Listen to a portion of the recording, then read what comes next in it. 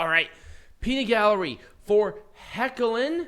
What are we talking about? My arm's missing. I'm just kidding. My arm's right here. Anyways, so what we're going to talk about is I've noticed that a lot of people have been talking about the crowds for Saudi Arabian shows this over the past, ever since they've started this really, where there's been a lot of criticism of the crowd, especially the crowds more towards the front within Saudi Arabian shows.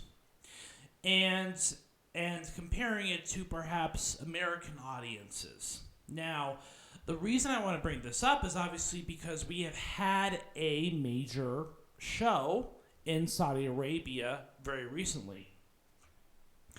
And I think that what most people don't realize about these shows that take place in countries such as this is that a lot of the people who are in these areas that are closest to the ring, they are people who are of a different class of individual compared to the people who are at the side. And it was a little more obvious, I think, at the very beginning of the Saudi shows, but it still is pretty prevalent there today. And I want to get your input into it as well. And in that, my belief. Can you explain the different classes before you get into my opinion? So Saudi Arabia, like most monarchical. I don't want to call it totalitarian, but it pretty much is totalitarian. It's totalitarian. Don't even kid yourself. It's totalitarian. There are two very distinct classes of people. There are the haves, and then there are the others. They're not necessarily have-nots, but what is the official definition of the certain classes? Oh yeah, so we're talking people like the royal family, and people who are invited especially by the royal family. People who have connections to the royal family. Or business tycoon or oil tycoons especially. Or influencers who are in Saudi Arabia and their goal is to spread a particular message. People with specific kinds of influence and money. Yep. It's totalitarian. That's what it is. And then everyone else. What did you call them? There was a word that you called them. Well, I call the other people the plebeians. I mean, that's what they are. They're the general working class people. The working class is not sitting here. Let's put it that way. They're sitting on the outside. They're sitting there. They're sitting on the stands. They're sitting inside a peanut gallery. They are. They're sitting inside of my heart. But and the reason I want to bring it up is because it's a lot different than American audiences. These audiences who are sitting close to the ring, they very likely didn't have to pay for tickets at all. Yep. And that's the other thing. These are. Mm-hmm. I think this really shows the economic strata and the it's classism. Yeah, pretty much it is. This is textbook classism. Yeah. On this kind of scale. And the only people that got excited about being on TV were the kids. But kids are always excited to be on TV. Yeah. Now, I'm not sure if people have realized this, but within the premise of rich people watching sports, they watch it differently. They do. Because there's a different mindset. Watch a boxing match. Right. People who watch sports who have money. Who are here, they're not up and cheering. They're talking to each other. Yeah, they're there because this is a social event for them. Right. They didn't pay any money to sit here. There's this Friday night out with friends or whatever. Right. Peanut Gallery and let's just say we're not the richest people in the world, but I think within the commonwealth of a household, we pretty much make six figures a year. Between both of us. Yeah. We are, I think, essentially more so of that strata. So we watch wrestling differently.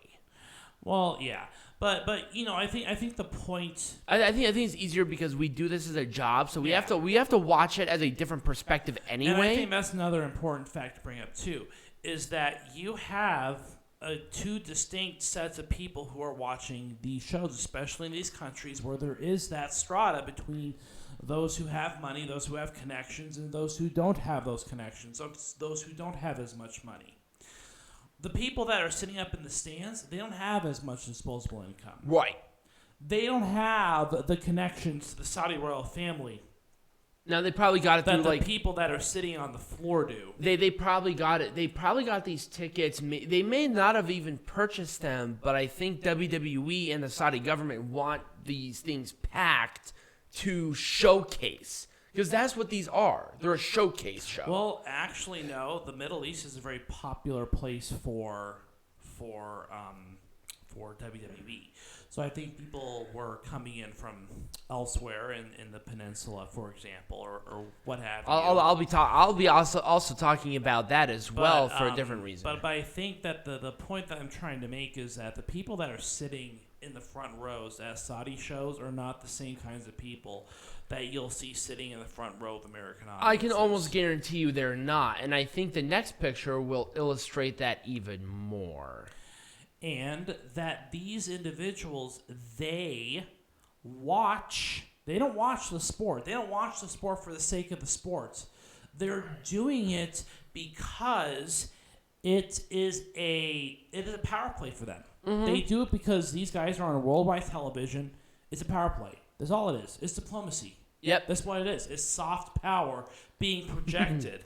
When an American company goes over to a foreign country and they perform they perform those tasks. Obviously, my Bigfoot here is just walking around. But anyways, I kind of noticed that too. But here's the point. The point being is that those people are not really interested in the sport. Right. They're not there because they're there for a power grab. These are the people who are watching it on TV. It's like, oh, that's whatever. Right. And so when I was watching the pay-per-view, watching the pay-per-view last night, I noticed a couple of things. Number one, the first thing I noticed was the fact that the ramp area was very sparse outside of like that initial crowd. And I have a feeling that those people were invited to stand there. Yes. They were invited to participate in that. Yes. The royal family or members of the royal house, they were not in view like they were on this pay-per-view. They're on the opposite side. Camera angle. No, they've always been on the hard camera angle. I know why, and there's a reason. So the royal family, everybody else has a certain chair. Mm-hmm. So they have like your standard, padded folding chair, right? On the other side, there are 3 rows that have like this crazy tannish swivel chairs. Yeah. That's the royal family, because the royal family is going to see what we're seeing on camera. Yeah, that's what they wanted to see. That's what they want to see. For the first pay-per-view, it wasn't that way, but they quickly changed their setup. I think you're wrong on that. Really? I believe that they've always had it that way because the royal family wants to see it from that perspective. But I don't think they understood that at first.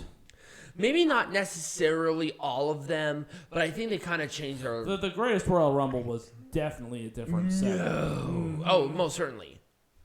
This is the Greatest Royal Rumble setup right here. Yes, we had all the chairs around the first row. Right, and also the Royal Guard and the Royal Police are much more prevalent in the first couple of shows than they were in this one. They were very well hidden on this last show. But you could tell that they were there. They were not cheering or anything. They were not reacting or anything. That's the Royal Police, though. Yeah. I mean, I don't think people realize not only how influential that Royal Police is, but how dangerous they are. Yeah. And I could see them from a mile away. But I want to highlight it because I think that a lot of American audiences, again, they don't understand that a lot of these people in these totalitarian countries, they're not there to enjoy the show. They're not there because they paid for the ticket. It's clout for them. It's clout for their social media. They're trying to get their name out there. They're trying to portray a particular message and now reinforces the Now, message that the royal family or the Saudi government wants to portray. Remember, at the end of the day, WWE is a part of this big campaign on making Saudi Arabia a tourist attraction. Yes, they are. And that is what WWE is doing. This is part of this campaign. It's like the circus comes to town sort of thing. Exactly, 100%. So, did you have anything else to say? I don't have anything else to say. Okay, great. So when we come back, I'm going to be talking about a at least more of a regional expansion on wrestlers that either came from or were born from the Middle Eastern immigrants or born in Saudi Arabia. Peanut Gallery's having too much fun. I'm having way too much fun. All right, we'll be right back with that.